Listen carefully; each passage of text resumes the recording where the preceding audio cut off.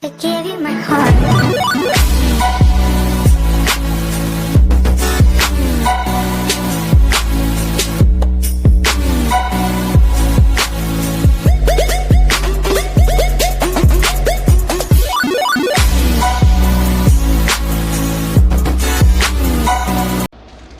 Hi you guys, and welcome back to my channel. I know it's been quite a while since I last posted a video here on YouTube. I apologize about that, but I had some things to take care of, meaning myself and my family. And whoa, it's really hot in here. I have the air conditioner on and it's still super hot. You'll probably notice throughout the video I might possibly shift in thoughts, and that's because I feel like I have ADD. I don't know, I'm sure I don't, but mommy brain, like my brain is like all over the place. I'm typically always random Anna anyways.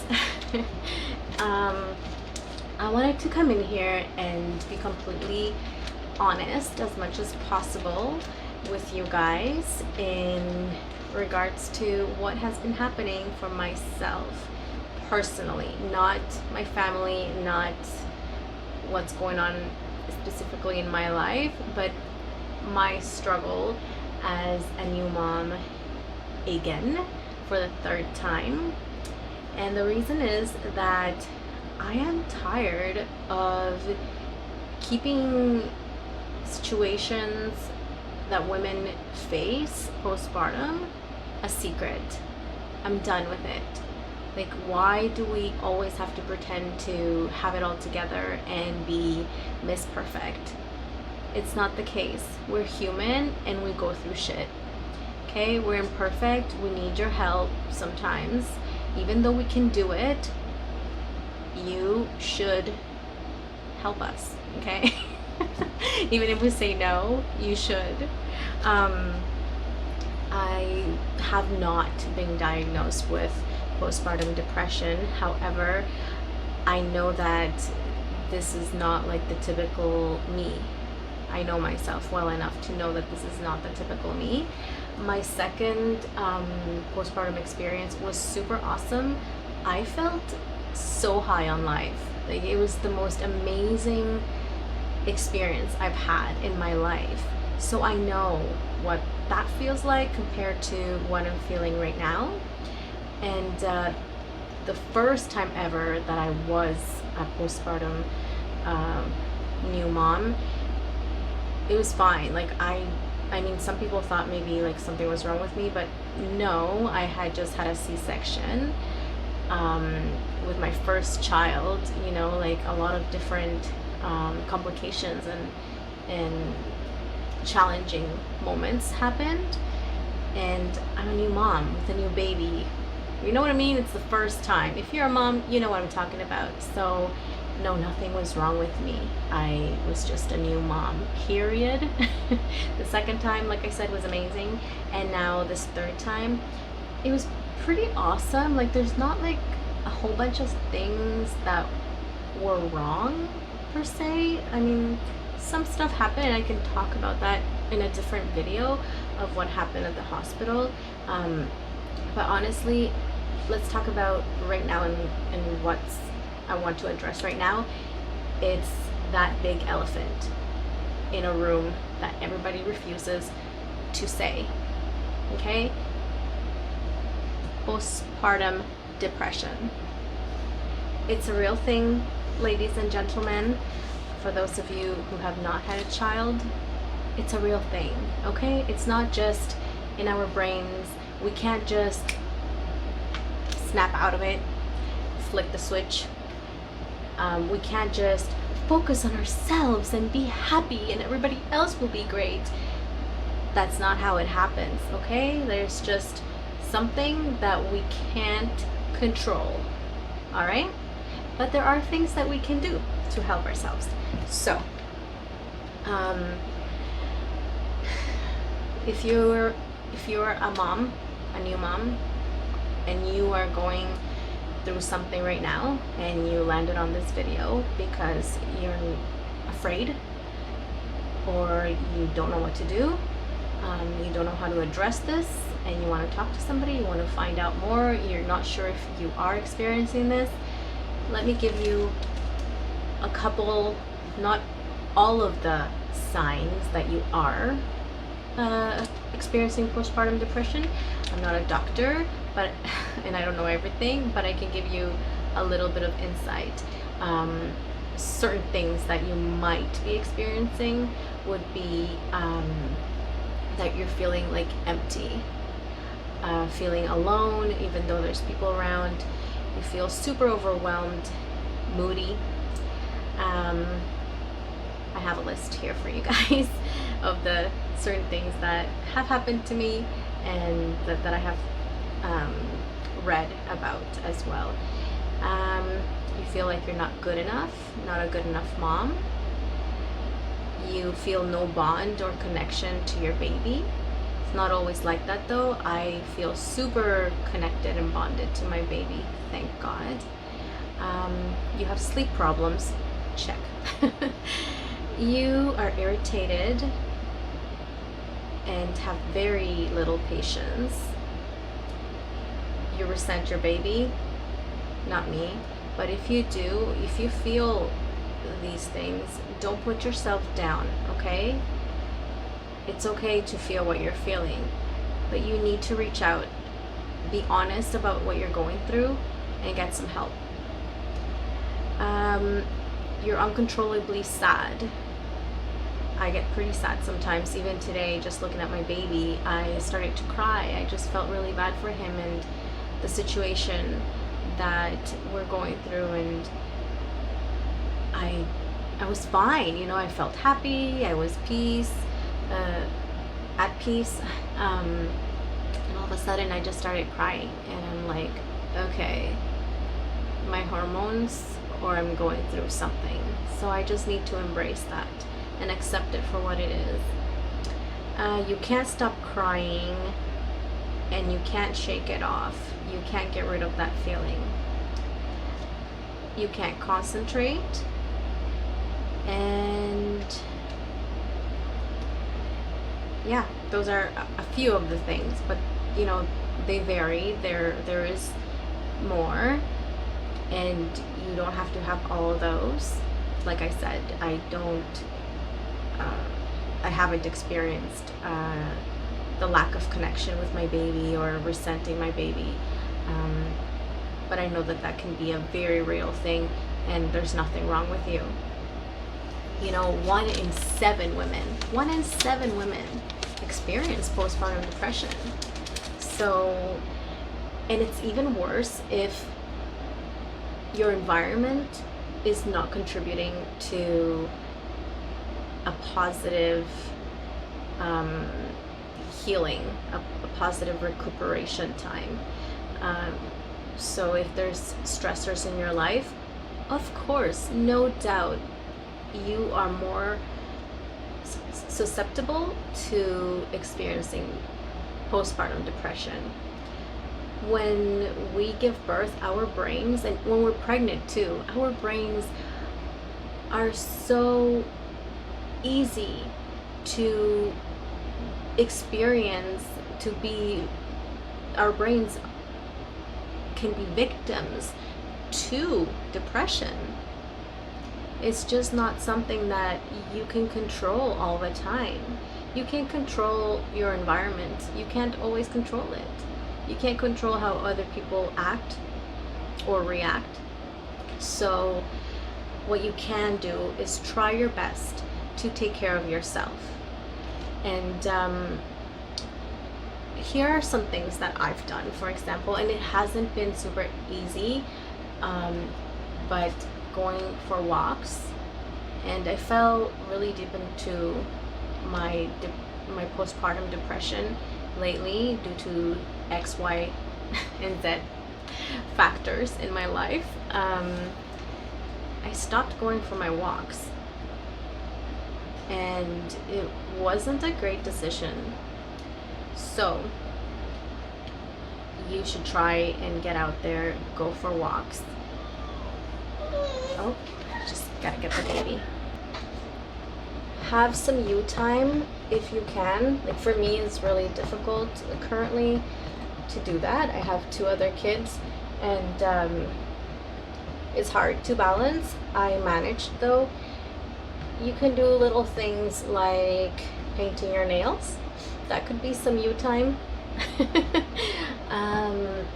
Maybe taking a little bath, bringing the baby monitor and taking a little bath.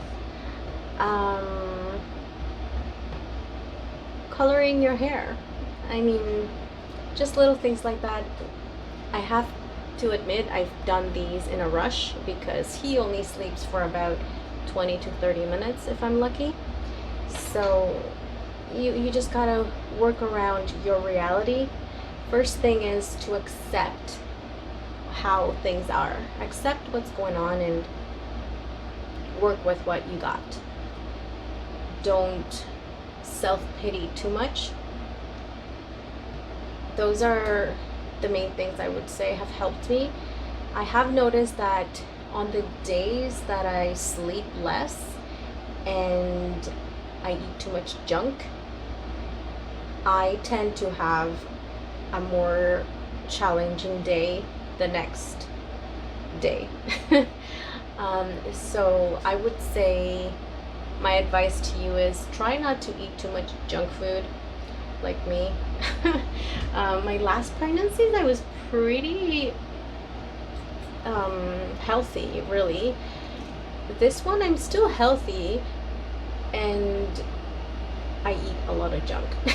So I have my healthy meals, but I've developed this bad habit that I'm eating chips and ice cream, which I kind of switched to what's it called, lactose free, and lactose free yogurt, because he does not do well with lactose at all. When I have lactose or meat or whatnot, it gets bad for him. The diaper, the rash, yeah.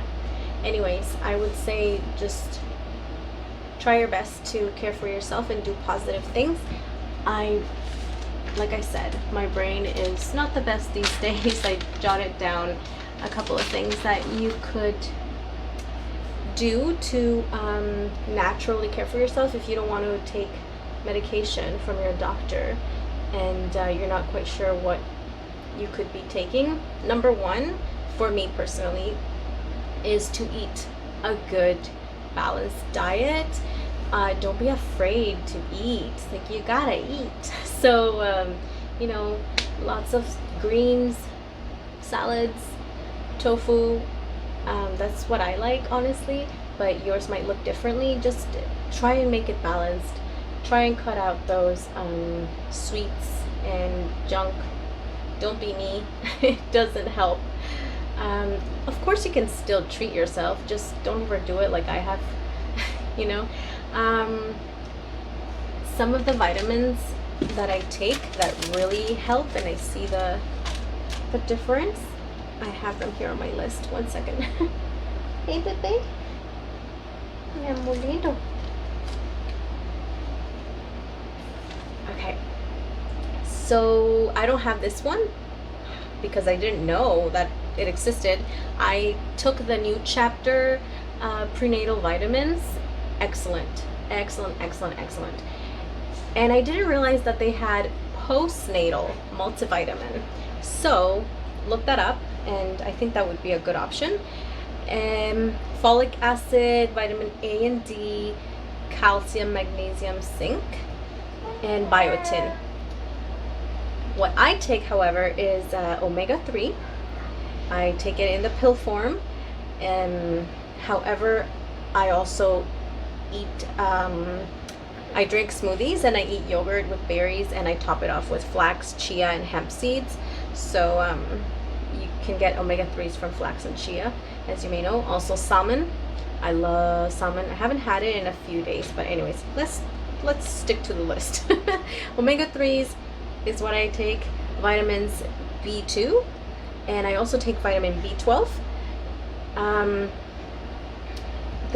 I have St. John's worts. However, I have not taken it yet because I have not cleared it with my doctor. I will be asking him about that. I also take folic acid. I'm trying to remember the other ones that I have down there. Folic acid, vitamin D, and the other ones that I mentioned, omega and omega-3. I'll post a little list down below with what I have been taking, and that it has helped a lot. So I'll post that at the bottom. What did I write here? Okay, take care of yourself, make time for yourself, talk about it, perhaps get some therapy, you know, just to have somebody that you could be completely honest with and bounce off points of views and ideas with, if you don't feel that you're comfortable talking with the people in your life. And by the way, if you're somebody watching this who does not have postpartum depression and you just want to understand more, don't take it personally if your loved one does not want to talk to you about what's going on. Okay, it does not mean that they don't love you. So just give them some grace with that, and try and be a little understanding and supportive in any way you can. I'd like to add to that if you are, again, somebody who is not going through this but does have a loved one that is struggling with this, things that you can do is, as I mentioned, be supportive, have grace, offer a hug. It can be something so simple as just giving them a hug. Offer to help out with the baby. If you don't live with the loved one that you're... You okay, baby? If you don't live with this person, you know somebody, if it's a friend or whoever it is, maybe put together a kit of already made dinner and drop it off at their doorstep. You don't need to stay, okay? Please give... Oh, I just got slapped in the face. You don't need to stay there. You can offer to, you know, keep them company, but I would say maybe see how they feel about that, okay? Try and take a hint. So it's best to respect that a new mom needs her space, but also let her know that you are there and that you care in different ways. So, you know, dropping off dinner, bringing some flowers, sending a text, and don't wait like 7, 8, 10, 15 days to text them. Like, text them every couple of days, even if they don't text you. Okay? That's really important. They are overwhelmed. They're busy with a new baby. Have some grace. Have more compassion. Give them more love. Right? We need lots of love. Lots of love. Oh, baby. What's going on? So, that is what I have to say. Just remember that there is also the baby blues. So you might, if you're a very, very recent new mom, you might not have postpartum depression. It might just be the baby blues. Okay, so don't get scared and don't jump to conclusions. Go talk to your doctor, and don't be quick to just jump and start taking medication. Follow your instinct, follow your gut. Try different things first, okay? Because especially if you're breastfeeding. But yeah, go to your doctor, talk about it. I'm gonna go take care of this little guy. And if you have any questions, feel free to message me. You can follow me on Instagram. I'll put the handles down below.